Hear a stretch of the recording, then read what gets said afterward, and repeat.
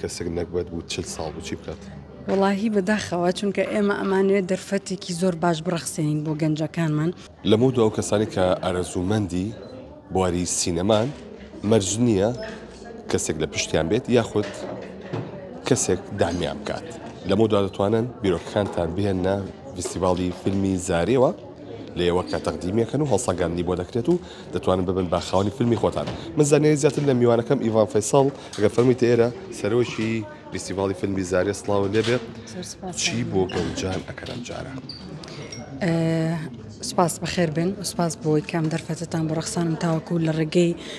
ئێوە بتوانن گەنجەکانمان زانیاریەکی باشان هەبێت لەسەر فستیڤاڵەکە. فستیڤاڵی فیلمی زارێ ئەتوانم بڵێم یەکێکە لەو فستیڤاڵە تایبەتانەی کە بۆ یەکەمین جارە لە هەرێمی کوردستان بەڕێوە بچێت کە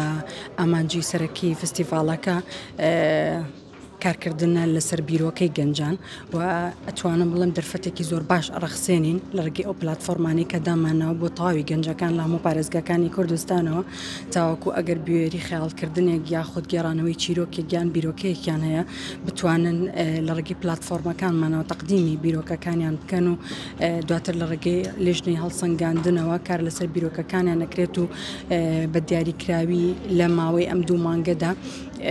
بیست باشترین بیرۆکە هەڵبژێردرێت و لە ڕێگەی ڕاهێنەرەکانمانەوە کە لە چوارپارچەی کوردستانەوە بەشدارن لەگەڵمان لە ماوەی 6 ڕۆژی فستیڤاڵە گەشە و پەرە بە بیرۆکەکانیان نەدەن و لە کۆتا ڕۆژی فستیڤاڵە باشترین بیرۆکەکان هەڵبژێردرێن و خەڵاتی یەکەم و دووەم و سێممان بۆ باشترین بیرۆکەکان هەیە و ئەم فستیڤاڵە تەنها بۆ کەسانە نییە کە دەرچووی بەشی سینەما بن یاخود خوێندکاری بەشی سینەما بن هەر گەنجێک و هەر سینەماکارێک وەر هونەردەستێک کە بیرۆکەیەکی هەیە و ئەتوانێت حەز ئەکا بیرۆکەکەی بکات بە فیلمێک ئەتوانێت لە ڕێگەی پلتفۆرمەکانەوە بەشداری بکات لە فستیڤاڵی فیلمی زارێ. واتە ئەو کەسەی کە بیرۆکەکەی تەقدیم مەکات مەرج نییە سینەماکار بیاخ لەو بوارەیە ئیشی کردبێت پاشان ئێوە فیلمەکان نمایش ناکەن فیلمیان بۆ دروستەکەن. وەکوتمان ئێمە هەموو گەنجێک بەبێ جیاوازی بەڵام بە دیاریکراوی تەمەنەکان 18 بۆ 35 ساڵ ئەتوانن بیرۆکەکانیان تەقدیم بکەن وەک خۆت ئاماژت پێدا گرنگ نییە سینەماکار بێ یاخود خوێندکاری ئەو بەشە بێ چونکە هەندێک جار من پێم وایە هونەر حەزێکی زۆر خۆڕسکی بێت لەبەرەوە دەرفەتمان داوە بە تەواوی ئەو گەنجانەی کە ئەیانەوێت لە بواری